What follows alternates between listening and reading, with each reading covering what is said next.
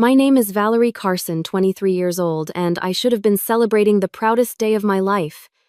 Instead, I was watching my father slip something into my champagne glass at my own graduation party. The crystal flute engraved with my university emblem sitting innocently on the table as he furtively emptied a small packet of white powder into it. A toast was coming. Decisions had to be made in seconds. So with the brightest smile I could manage, I did something that would change our family forever. Before I continue this story, hit that like button and drop a comment letting me know where you are watching from. The choices we make when cornered reveal who we truly are, and I am about to show you mine. I grew up in what looked like the perfect family from the outside. Our house in Westchester County was practically a mansion with 6 bedrooms, a pool that seemed to stretch forever, and gardens maintained by a team of landscapers who arrived every Thursday morning like clockwork. My father, Harold Carson, built his wealth in pharmaceutical development and venture capital, always emphasizing how hard he worked to provide for us. What visitors never saw was the emotional freezer we lived in behind those perfect walls. My mother left when I was 10, unable to bear my father's controlling nature any longer. My sister Heather was only 6, too young to truly understand what was happening. All she knew was that Mommy was gone, and Daddy said it was because Mommy did not love us enough to stay. I knew differently. I had witnessed the arguments, the manipulation, the slow crushing of my mother's spirit until she felt there was no choice but to escape. After she left, the difference in how my father treated us became stark. For me, there were endless expectations, impossible standards, and constant reminders that I needed to be exceptional to be worthy of love. For Heather, there were hugs, affection, and the kind of doting attention that made me simultaneously jealous and relieved she was spared my experience. I threw myself into academics, partly to win his approval, but mostly because success in school was my ticket out. Every honor roll, every academic award, every scholarship offer became another step toward freedom. When I got accepted to Cornell on a partial scholarship, my father seemed more annoyed about having to pay the remainder than proud of my achievement. College became my sanctuary for 4 years. Away from home, I could breathe. I made real friends who valued me for who I was, not what I could achieve. I started dating Thomas, who showed me what healthy love looked like. I even started therapy, slowly unpacking the damage of growing up with a father who saw his children as extensions of himself rather than individuals. Throughout those years, my relationship with Heather deteriorated. She had become my father's perfect companion, absorbing his worldview, his judgments, his way of twisting reality. Phone calls home became exercises in restraint, as I listened to her parrot his opinions about my life choices. She was 19 now, taking classes at the local community college, while living at home fully under his influence. What my father and Heather did not know was that my grandmother, my mother's mother, had secretly set up a trust fund for me that would become accessible upon my college graduation. It was not a fortune, but enough to secure my independence. Something she had whispered to me was the most important thing a woman could have during her last visit before she passed away when I was 16. In the months leading up to my graduation, I noticed my father becoming increasingly concerned about my mental health. He would ask leading questions during our calls, seeming to fish for any sign of anxiety or depression. At first, I thought this might be genuine concern until my best friend Zoe pointed out the pattern. Zoe was the first to say it out loud. We were in my dorm room 3 weeks before graduation. I was on speakerphone with my father, who had just finished another conversation, sprinkled with comments about how college pressure can affect fragile minds. After I hung up, Zoe looked at me seriously. "Your dad is setting something up, Val. He keeps trying to create a narrative that you are unstable." I had laughed it off then, but the uneasiness lingered. Why would he do that? The pieces started coming together when I overheard him on the phone during a weekend visit home. He was in his study door, slightly ajar, talking about significant financial losses and emergency measures. When he saw me in the hallway afterward, his face had that plastic smile that never reached his eyes. "Markets have been volatile, Valerie, but nothing for you to worry about. Focus on finishing strong." When I mentioned Thomas would be at graduation but might miss the party due to a work emergency, my father seemed relieved. One less witness, I would later realize. 2 days before my graduation, I was in my childhood bedroom packing when I heard Heather and my father in his study. Their voices were low, but one phrase from my father came through clearly. "She has always been emotionally fragile, even as a child. You might need to testify to that." The graduation ceremony itself was beautiful. Thomas made it along with Zoe and her parents, who had practically adopted me during college breaks when I could not face going home. My father attended with Heather, both dressed impeccably, both performing the role of proud family members perfectly. If you did not know to look for it, you would miss how my father's compliments all contained subtle undermining. "What an accomplishment, especially considering your struggles with test anxiety." I had never had test anxiety. "We are so proud you pushed through despite everything." Despite what exactly? Those little seeds planted for anyone listening, creating a picture of me as somehow less capable, less stable than my achievements suggested. That night, Thomas had to leave for his work emergency, apologetic, but certain he would make it to the party the next day. I kissed him goodbye, already feeling the armor I had developed at college beginning to crack as I faced a full day at home before the celebration. "Your dad gives me the creeps," he admitted as he left. "Call me if anything feels off, okay?" I should have listened to that warning more carefully. The graduation party my father threw was extravagant to the point of absurdity. Our already luxurious backyard had been transformed with white tents, professional lighting, a string quartet, and catering from a restaurant that normally had a 3-month waiting list. Approximately 100 guests milled around, many of whom I barely knew, flutes of expensive champagne in hand, all there supposedly to celebrate my achievement. Looking around, I recognized my father's business partners, old family, friends, some relatives, and a handful of my actual friends, including Zoe. Thomas had texted that he was running late but would arrive before the toast. The guest list felt curated for an audience rather than genuine celebration. From across the garden, I watched my father work the crowd. He was in his element, charming and charismatic, the successful businessman and proud father. To those who did not know him intimately, he appeared perfect.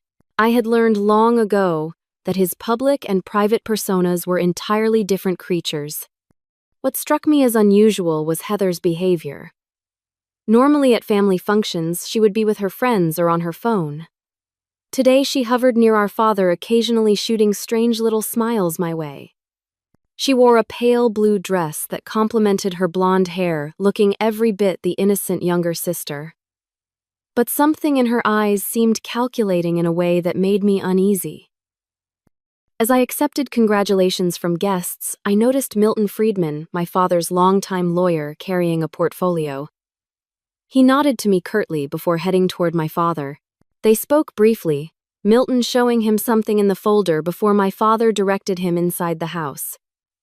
I made a mental note to find out what that was about. Jackson Cooper, one of my father's business partners, approached me with a glass of water in hand. He seemed uncomfortable, shifting his weight from foot to foot as he offered standard congratulations. "I have always thought you were the smart one, Valerie," he said, his voice low. "Be careful with any papers you might be asked to sign today." Before I could ask what he meant, he was called away by another guest. The warning sat like a stone in my stomach. My father's current girlfriend, Diane, cornered me by the dessert table. She was closer to my age than his, as was his preference. But unlike his previous girlfriends, she seemed to possess both intelligence and a conscience. "Your father has been very stressed lately," she said, her eyes darting to make sure he was not within earshot. "There have been some financial issues with the company. Serious ones." "What kind of issues?" I asked. She shook her head. "I have probably said too much already. Just be aware." As she walked away, I noticed Dr. Patrick Nelson, my father's college friend and now a prominent psychiatrist, deep in conversation with my father near the bar. They both glanced my way, then continued talking in hushed tones. My unease grew. The servers were arranging champagne glasses on a special table for the toast. I noticed one glass was different, engraved with my university emblem and a small graduation cap. The head server placed it carefully at the front with a small reserved sign. Zoe appeared at my side, elegant in a simple black dress, her dark curls framing a face filled with concern. "Something feels off about all this, Val," she whispered. "Your dad keeps having these little side conversations, and Heather is acting weird even for Heather." "I know," I replied. "I feel like I am walking into something, but I cannot figure out what." Memories of previous family events flashed through my mind. My 18th birthday, when my father had invited my high school boyfriend only to spend the evening sharing embarrassing stories that had been mostly fabricated. My high school graduation, where he had given a speech emphasizing how worried we had all been that I would not make it. Always these subtle public undermining efforts creating an image of me that did not match reality. As the afternoon progressed, the champagne toast was announced for 6 o'clock. I checked my phone. Thomas was still an hour away, caught in traffic. I would be facing whatever this was without him. I was talking with one of my former teachers when I overheard my father talking to a family friend. "Valerie has always been so fragile emotionally," he was saying, his voice carrying just enough for me to hear. "The pressure of college was almost too much. We worry about her transition to the real world." The friend made sympathetic noises while I stood frozen, my back to them, listening. "That is why this celebration is so important," he continued. "A positive experience before she deals with the challenges ahead." Throughout the party, Heather shadowed our father, occasionally running errands for him, bringing him drinks, or fetching people he wanted to speak with. They seemed to be operating as a unit, and the glances they exchanged appeared laden with meaning. Whatever was happening, Heather was either complicit or being used as a pawn. As the time for the toast approached, servers began directing guests toward the main tent. The special champagne flute had been moved to a small table near the front, where I would presumably stand with my father during the toast. My sense of dread intensified with every passing minute. Dr. Nelson approached me, all smiles and congratulations, but his eyes were assessing me in a professional way that made my skin crawl. "Your father tells me you have been under considerable stress," he said casually. "Graduation can be a triggering time for many young people." "I have never felt better, actually," I replied firmly. "Graduating feels like a beginning, not an end." He nodded, a patronizing smile playing at his lips. "Of course.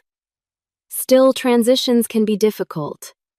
If you ever need someone to talk to professionally, your father has already arranged to cover any sessions." I thanked him coldly and moved away, my mind racing. Why would my father pre-arrange therapy sessions with his friend?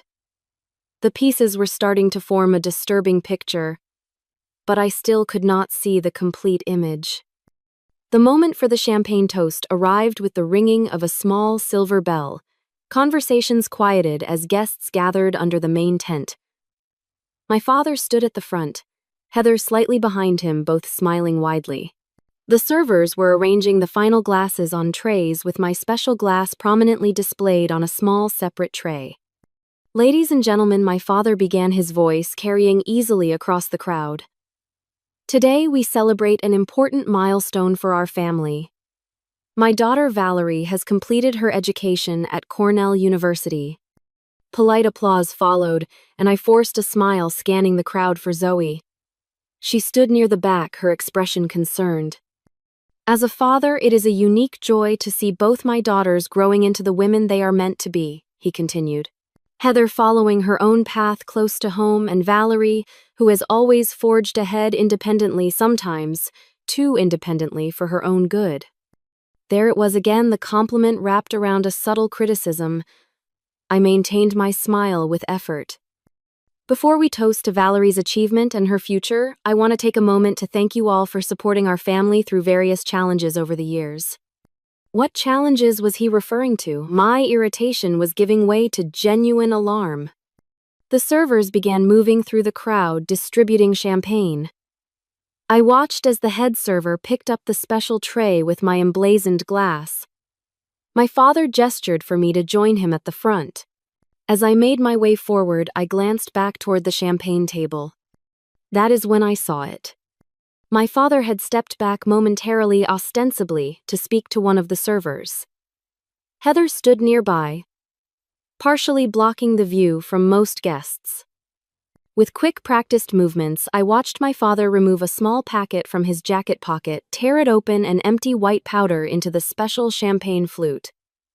The movement was smooth, almost professional in its discretion. Time seemed to slow down. I felt my heart hammering in my chest, but externally I maintained my composure, continuing to walk forward with a pleasant expression fixed on my face. Years of masking my true feelings in my father's presence served me well in that moment. The server picked up the doctored glass, now heading in my direction. In those few seconds, my mind raced through possibilities. What was in the powder? Why would he do this?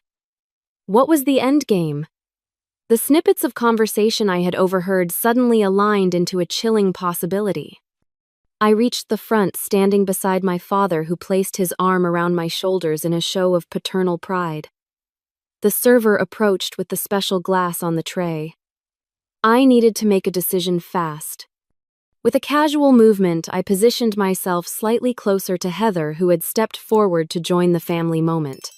As the server extended the tray toward me, I smiled, took the glass, and in one smooth motion turned to Heather. "Dad and I cannot thank you enough for all your help with this wonderful party," I said, warmly extending the glass toward her. "I think you deserve the special glass for being such an amazing sister." Confusion flickered briefly across her face, but with our father and 100 guests watching, social pressure did its work. She accepted the glass with a slightly bewildered smile. "Oh, I could not," she began, but I had already taken a regular champagne flute from another passing server. "I insist," I said, my voice leaving no room for argument. Our father stood frozen, a strange expression crossing his face. Alarm, calculation, and then forced recovery as he realized he could not object without drawing attention. "To achievement and new beginnings," he said, raising his glass, his voice only slightly strained. Everyone echoed the toast. I pretended to sip my champagne, watching over the rim as Heather, always eager to please our father, drank deeply from the special glass, emptying nearly half of it in one go. For a moment, nothing happened. The toast concluded, guests applauded, and conversation resumed. My father leaned down to whisper in my ear. "Why did you do that?" His voice was tight with barely controlled anger. "Do what?" I replied innocently.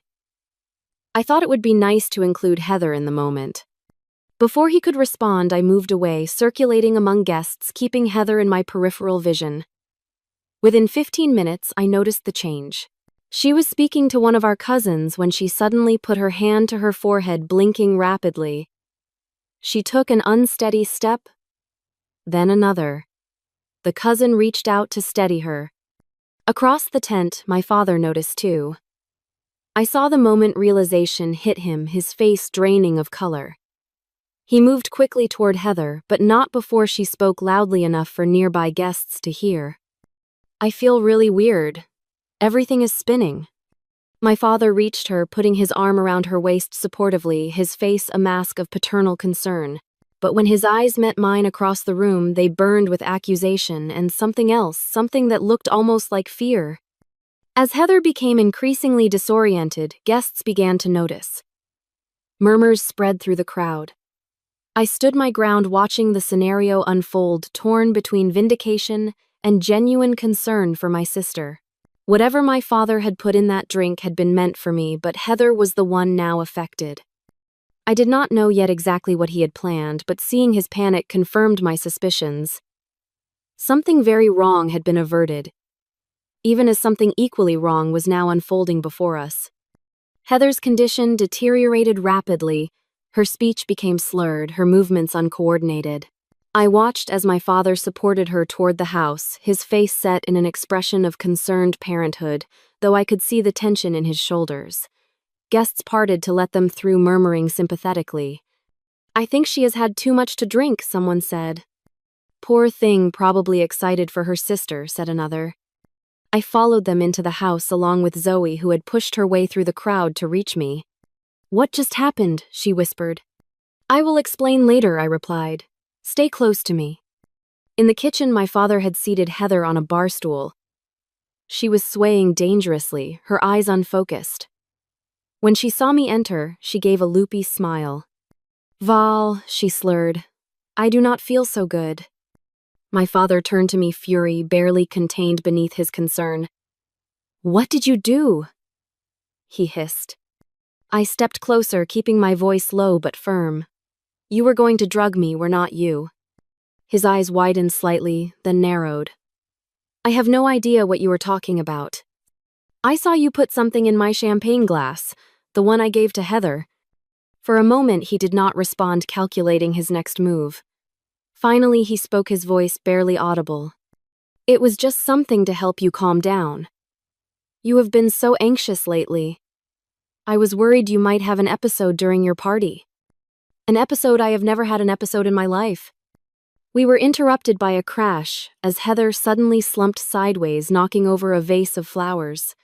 Water and lilies spilled across the marble countertop as my father lunged to catch her before she fell from the stool. The commotion brought several guests into the kitchen, including, thankfully, Dr. Nelson. Whatever his involvement in my father's plans, his medical ethics apparently extended to treating an obviously unwell person. "Let me see her," he said, professional demeanor taking over.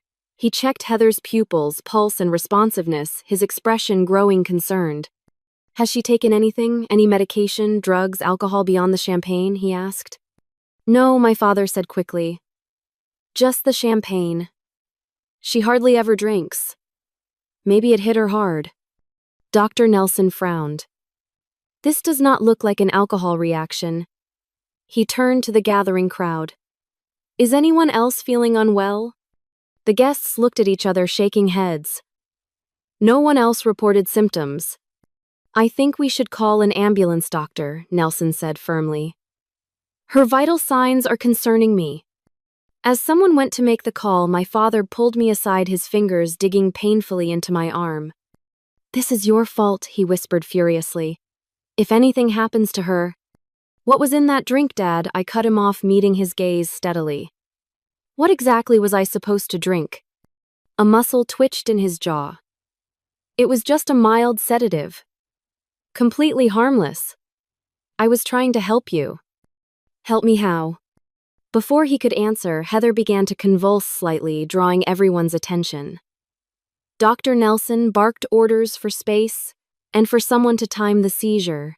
My father rushed to her side, genuine fear now evident on his face. The next 30 minutes passed in a blur of paramedics' concerned questions and my father's increasingly panicked attempts to control the situation. I overheard Dr. Nelson speaking quietly to one of the paramedics. "Looks like some kind of benzodiazepine reaction, possibly combined with alcohol. Any idea how much she took?" In the chaos, with attention focused on Heather and the arriving ambulance, I slipped away to my father's study. Years of living in his house had taught me how to move silently where the creaky floorboards were, which door hinges needed oil. I had exactly 7 minutes while the paramedics stabilized Heather for transport. His desk was locked, but I knew where he kept the key, taped under the center drawer, a hiding place he thought was clever. Inside, I found a folder with my name on it. My hands shook as I quickly flipped through the contents. Psychiatric evaluation forms partially filled out by Dr. Nelson. Statements about my history of emotional instability, none of which were true. Legal documents for emergency conservatorship due to mental incapacity. Financial records showing massive losses in my father's company over the past year. A bank statement for my grandmother's trust fund, which he should have had no access to. And most damning of all, a draft affidavit in Heather's name describing my supposed history of emotional outbursts, paranoia, and instability. The pieces clicked into place with sickening clarity. My father was financially desperate. My trust fund represented a significant sum of money he could not access unless I was deemed incapable of managing my own affairs. The plan had apparently been to drug me at my own graduation party, have me exhibit concerning behavior in front of dozens of witnesses, including a conveniently present psychiatrist friend, and then use that incident to support an emergency petition for conservatorship. I heard the front door open, voices in the foyer. Quickly, I used my phone to photograph key documents, then replaced everything as I had found it. As an afterthought, I grabbed a small notepad from his desk and pocketed it. When I returned to the main hall, paramedics were wheeling Heather out on a stretcher. My father stood nearby, looking both worried and furious. When he saw me, his expression darkened further. "I am going with her in the ambulance," he announced to the room at large. "Valerie, you stay here and see to our guests." I stepped forward. "Actually, I think I should come too. She is my sister." "You have done enough," he said coldly. "Stay here." Zoe appeared at my side. "I will drive you to the hospital," she whispered. "Let him go in the ambulance." I nodded, watching as my father climbed into the ambulance with Heather. As it pulled away, guests began to disperse, the party effectively over. Zoe pulled me toward her car. "What the hell happened back there?" she demanded once we were alone. I showed her the photos I had taken of the documents. As she scrolled through them, her eyes widened. "Holy shit, Val, he was going to have you declared incompetent over money." "Not just money," I said, my mind still processing everything. "Control. He was losing his company and his control over me at the same time. I do not think he could handle it." I sent the photos to Thomas with a brief explanation, then texted Milton Friedman's assistant Sophia, whom I had met several times and who had always seemed uncomfortable around my father. "Need to speak with you urgently about documents prepared for my father. Matter of safety. Can you meet at Memorial Hospital?" Her response came quickly. "We'll be there in 30. Third floor cafeteria." As Zoe drove us to the hospital, I found myself oddly calm. The constant anxiety that had been my companion for years, the questioning of my own perceptions when they conflicted with my father's version of reality, had vanished. In its place was a cold clarity. For the first time, I had irrefutable evidence of his manipulation. The fact that he had been willing to drug me confirmed every instinct I had ever suppressed. "I just cannot believe Heather was part of this," I said, finally staring out the window. Zoe glanced at me. "Are you sure she knew what was happening? That affidavit could have been prepared without her knowledge." I thought about Heather's behavior at the party, her strange smiles, her hovering near our father. But I also remembered her confusion when I handed her the glass and my father's genuine panic when she began showing symptoms. Maybe she did not know everything I conceded. Maybe she was just following his lead like she always does. Like she has been trained to do, Zoe corrected. "Your father has been conditioning both of you your whole lives. The difference is you got away to college." As we pulled into the hospital parking lot, I received a text from Thomas. "On my way. Do not sign anything. Do not be alone with your father." For the first time since seeing that powder drop into my champagne, I felt tears prick my eyes. Having someone believe me without question felt like oxygen after years of suffocation. The hospital waiting room was a study in tension. My father sat rigidly in a chair near the nurse's station, his phone pressed to his ear, speaking in low, urgent tones. When he saw Zoe and me enter, he abruptly ended his call and stood. "I told you to stay at the house," he said, his voice controlled but seething with anger. "I wanted to be here for Heather," I replied calmly. "How is she?" "They are running tests." He looked pointedly at Zoe. "This is a family matter. Your friend should leave." "I am staying," Zoe said, firmly crossing her arms. Before my father could respond, a doctor emerged from the treatment area looking for Heather's family. We both approached her. "Miss Carson is stable now," the doctor explained. "We have administered activated charcoal and a medication to counter the effects of what appears to be a benzodiazepine, likely mixed with alcohol. Her blood work is still being processed, but initial results confirm a significant amount of sedative in her system." My father nodded gravely. "She does not usually drink. The champagne must have affected her strongly." The doctor frowned slightly. "Mr. Carson, the amount of sedative we are detecting is not consistent with a standard prescription. This was a substantial dose. Do you have any idea how your daughter might have accessed this medication?" My father's expression remained concerned but bewildered. "No, of course not. He turned to me, his eyes narrowing slightly. Unless…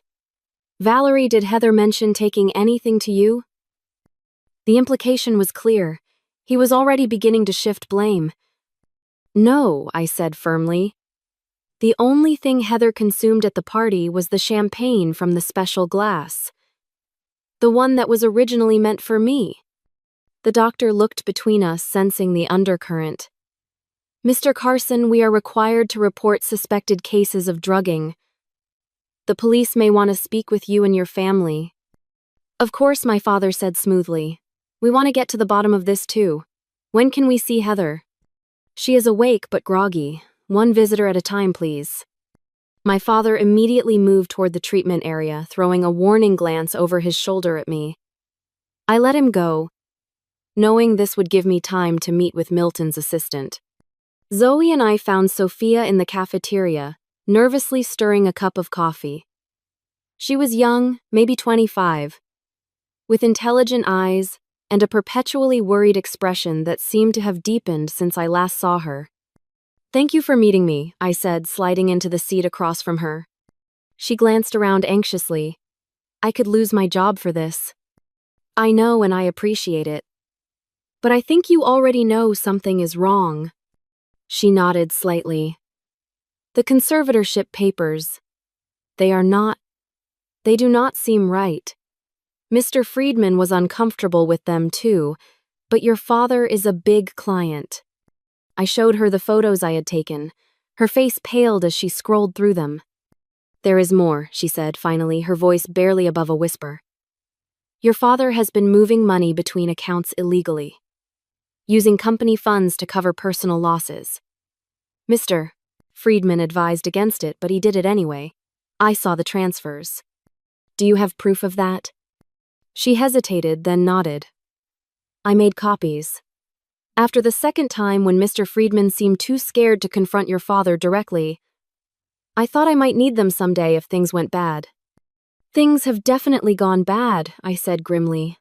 My father just drugged my sister with what was meant for me, all to get control of my trust fund to cover his financial mess. Sophia opened her bag and handed me a USB drive. Everything is here. The transfers, the emails where Mr. Friedman warned him it was illegal, the backdated documents. While we were talking, a nurse approached our table. She was middle-aged with kind eyes and a no-nonsense demeanor. Are you Valerie Carson? She asked quietly. I nodded, suddenly apprehensive. Your sister is asking for you. She seems quite distressed, and it might be better if you came now. Your father has stepped out to take a call. I excused myself from Sophia, promising to protect her identity, and followed the nurse. As we walked, she spoke in low tones. The blood work came back. Your sister had a very high dose of Ativan in her system, much higher than would ever be prescribed. Combined with the alcohol, it could have been very dangerous. My stomach twisted. Thank you for telling me. She gave me a significant look. I have been a nurse for 20 years.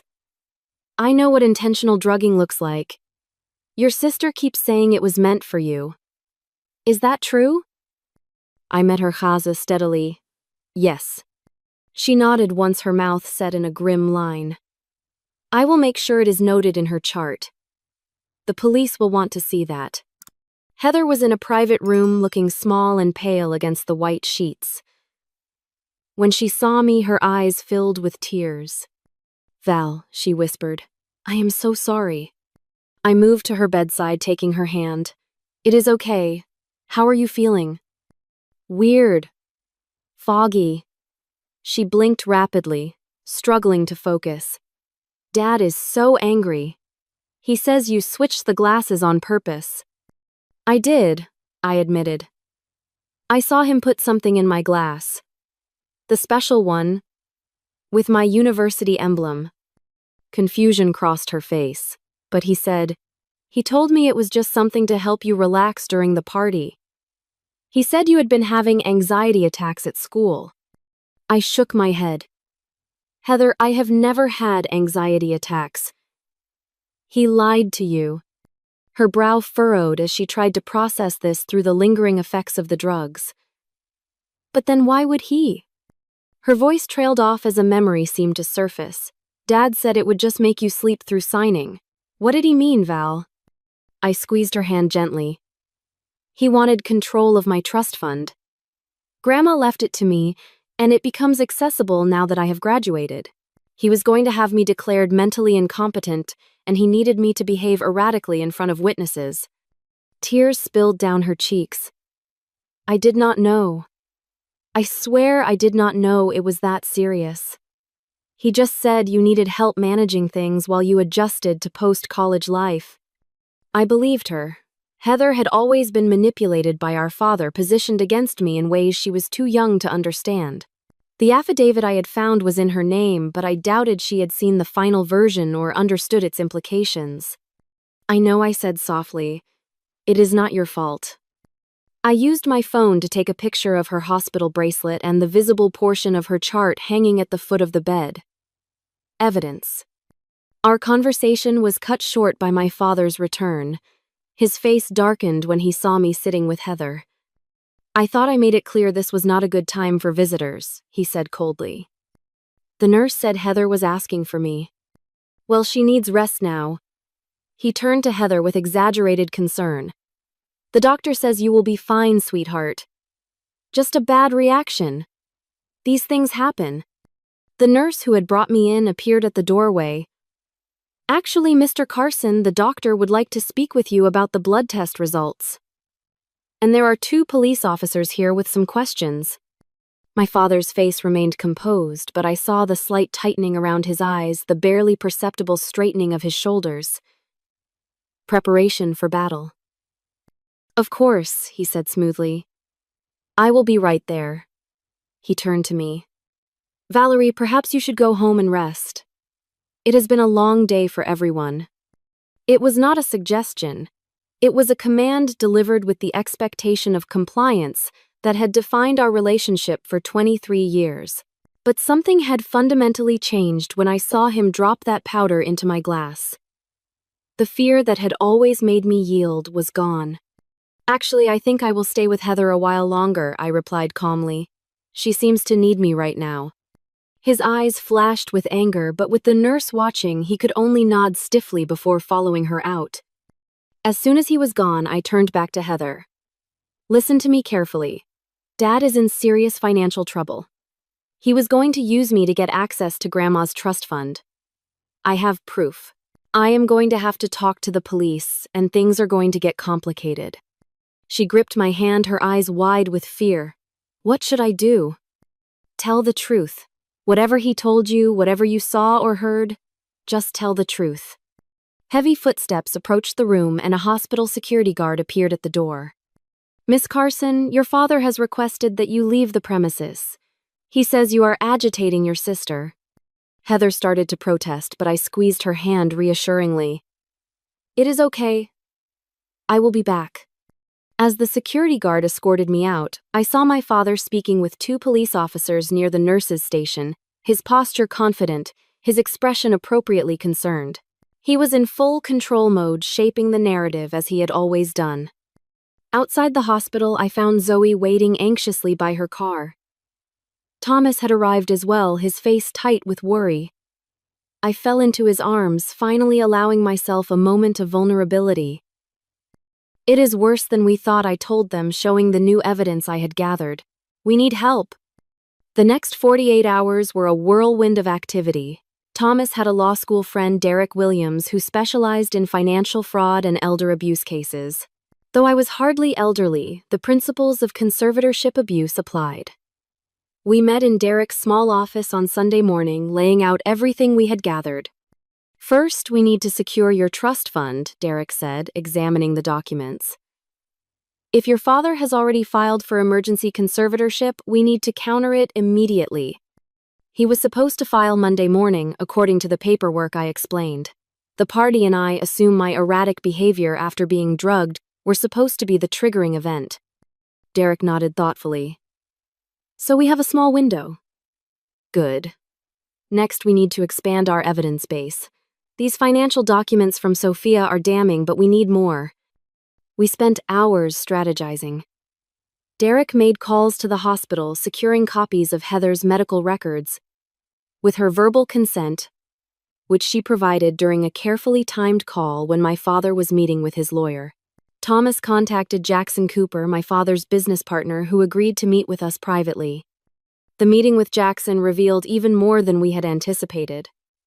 My father's company was not just struggling, it was essentially bankrupt, kept afloat only by creative accounting and misappropriation of investor funds.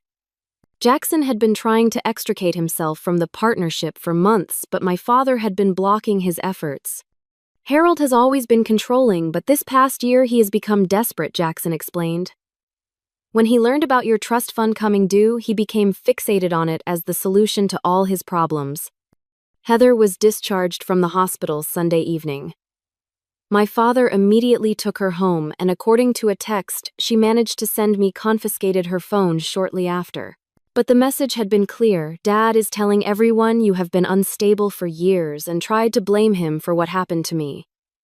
Do not come to the house alone. By Monday morning, we were ready. Derek had filed preemptive paperwork blocking any conservatorship attempts.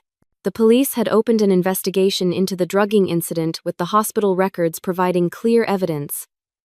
Sophia had given a statement about the financial irregularities. Jackson had provided documentation of business improprieties. The final confrontation took place at my father's house on my terms. I arrived with Derek, Thomas, Zoe, and a police detective who had been assigned to the case. My father opened the door, his face a mask of paternal concern that quickly shifted to wariness when he saw my companions. Valerie, I have been so worried about you, he began, his voice perfectly modulated to convey loving concern. After what happened at the party, I thought you might be having another episode. I noticed his emphasis on another, continuing to build his fictional narrative even now. Behind him, I could see Heather hovering in the hallway, her face pale and uncertain. I would like to speak with you in your study, Dad, I said calmly. We have some matters to discuss. His eyes flicked over the group, calculating. Now is not really a good time. Perhaps later, when it is just family. The detective stepped forward, showing his badge. Mr. Carson, I am Detective Rodriguez. I am investigating the incident involving your daughter Heather's hospitalization. I would like to ask you some questions as well. My father's facade cracked slightly, a flicker of unease crossing his features before he recovered. Of course, he said smoothly. Please come in. We moved to his study, the room where so many of his manipulations had been planned. I could see him assessing the situation, trying to determine how much I knew, how much evidence I had. I sat in the chair across from his desk, deliberately taking the power position where guests usually sat. He remained standing, unwilling to cede the psychological advantage of height. Valerie has been under tremendous stress, he began, addressing the detective. Her behavior has become increasingly erratic. I removed my phone and set it on the desk between us. Actually, I would like to play something for everyone first. I pressed play on the recording I had made in Heather's hospital room. Her groggy voice filled the silence. Dad said it would just make you sleep through signing. What did he mean, Val? My father's face hardened as the recording continued, capturing his return and the nurse's mention of police questions about the blood test results. You recorded a private conversation, he said, his voice dangerously low. That is illegal. Actually, in this state, one-party consent is perfectly legal, Derek interjected. Valerie was part of the conversation and consented to its recording. I placed the USB drive Sophia had given me on the desk next to my phone. Then I added printouts of the documents I had photographed in his study. Financial fraud, I said quietly. Attempted conservatorship fraud. Drugging me with intent to manipulate me into signing away my legal rights. Shall I continue? This is absurd, my father sputtered, though I could see the calculation in his eyes, the mental assessment of his options narrowing. You have always been prone to dramatic interpretations, Valerie. This is exactly the kind of paranoid thinking that concerns me. The study door opened and Heather slipped in, ignoring our father's sharp look. Stop it, Dad, she said, her voice small but determined. I know what you did. I know what you told me about Val was not true.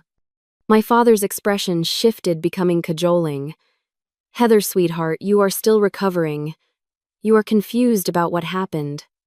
I am not confused about the affidavit you wanted me to sign, she countered. The one saying Val had all these emotional problems she never had. I found it in your desk this morning. For the first time, I saw genuine fear in my father's eyes. The carefully constructed narrative was collapsing from all sides. As the detective began formally questioning my father about the drugging incident, the door opened again. Jackson Cooper entered, followed by Diane, my father's girlfriend. Both carried folders. I hope we are not too late, Jackson said grimly.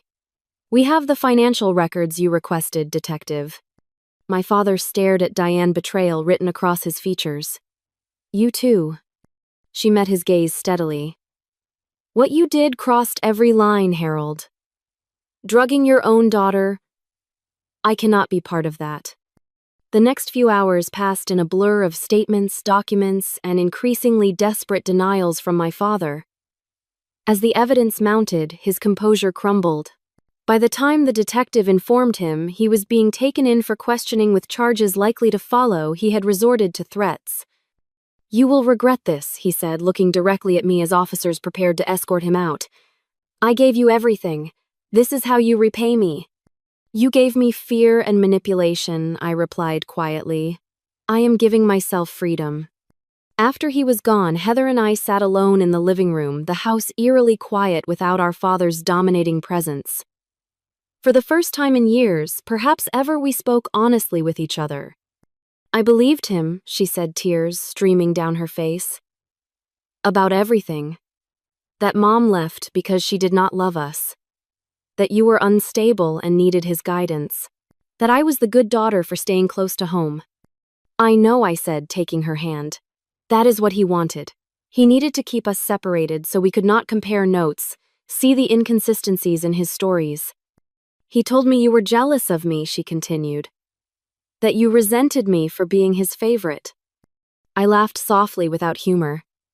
He told me the same thing about you. That you resented me for being smarter, for getting away to college. We both fell silent, processing the years of manipulation, the carefully constructed rivalry that had kept us from being true sisters, from being allies against his control. What happens now? She asked finally. I squeezed her hand. Now we get to decide for ourselves. Together. 3 months after my graduation party, I was settling into my new apartment in the city. It was modest compared to my father's mansion, but it was mine, paid for with a portion of my trust fund that I was learning to manage responsibly. The rest was safely invested with a small monthly stipend that allowed me to take my time finding the right job rather than the first available one. Heather had moved in temporarily while she figured out her next steps. After years of our father controlling her education and ambitions, limiting her to the local community college where he could monitor her, she was exploring her own interests for the first time. She had enrolled in a photography course and was considering transferring to a 4-year college the following semester. Our father was facing multiple charges, including financial fraud, attempted conservatorship abuse, and drugging with intent to commit fraud. His business had collapsed completely once investors learned of the misappropriation of funds. The mansion was in foreclosure. His fall from grace had been swift and complete. Both Heather and I were in therapy separately and occasionally together, processing the years of manipulation and emotional abuse. It was painful work unpacking the ways we had been pitted against each other, the false narratives we had internalized, the defensive mechanisms we had developed to survive in our father's household. I am still angry sometimes, Heather admitted one evening as we shared takeout on my small balcony. Not just at Dad, but at myself for believing him for so long. I nodded, understanding completely. It is hard not to be angry at ourselves. But we were children when it started. We did what we had to do to survive in that environment. Thomas and Zoe remained steadfast supports in our recovery. Thomas and I were taking our relationship slowly, both aware that I needed space to discover who I was outside of my father's influence. Zoe had become like a sister to Heather as well, the three of us forming a tight unit of mutual support. I had found unexpected purpose in my experience volunteering with an organization that helped young adults navigate family estrangement and financial independence. The skills I had developed surviving my father's manipulation proved valuable in helping others recognize and escape similar situations. You know what I realized the other day, Heather said, setting down her chopsticks? I have never really known what I want. Every decision I made was about pleasing Dad or reacting to what he wanted. Even the things I thought I enjoyed, like tennis and business classes, were his interests that I adopted. I have felt the same way, I admitted. College helped me start figuring it out. But I still catch myself sometimes making decisions based on what would have kept me safe from his criticism rather than what I actually want. We were learning that recovery was not linear. Some days were easier than others. Some memories were harder to process. But we were moving forward together, creating a new kind of family based on honesty and mutual support rather than fear and manipulation. The trust fund that my father had been so desperate to control became a source of healing rather than division. We used a portion to pay for therapy for both of us. Heather and I agreed that once she decided on a university, her education would be covered as well. Our grandmother would have wanted that. Perhaps the most profound change was in how I viewed myself. For years, I had questioned my own perceptions when they conflicted with my father's version of reality, a common response to gaslighting and manipulation. The constant anxiety, the second-guessing, the need for external validation had been so deeply ingrained that I hardly recognized their absence at first. The freedom to trust my own judgment to make decisions without fear of retribution or manipulation was both exhilarating and terrifying. There were days when I missed the clear, if toxic, structure my father had provided, but those days became fewer as I built my own foundation.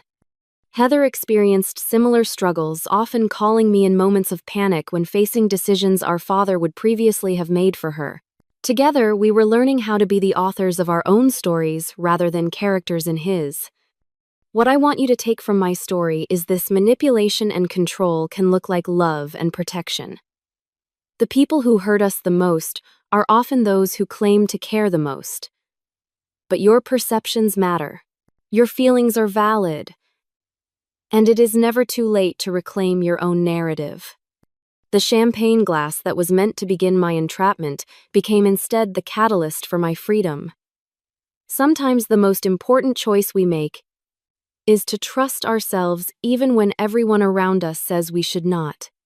Heather and I are still at the beginning of our journey to true independence and healthy relationship with each other. There are hard days and setbacks. There are moments when we fall back into old patterns. But we are moving forward with honesty and compassion both for each other and for ourselves. Have you ever had to make a split-second decision that changed everything? Or have you experienced family manipulation that took years to recognize?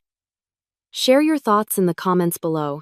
If this story resonated with you, please like and subscribe to hear more stories about breaking free from toxic relationships and finding your authentic self. And if you know someone who might need to hear this message, share this video with them. Sometimes knowing we are not alone in our experiences is the first step toward healing. Thank you for listening to my story, and remember, you deserve to be the author of your own life.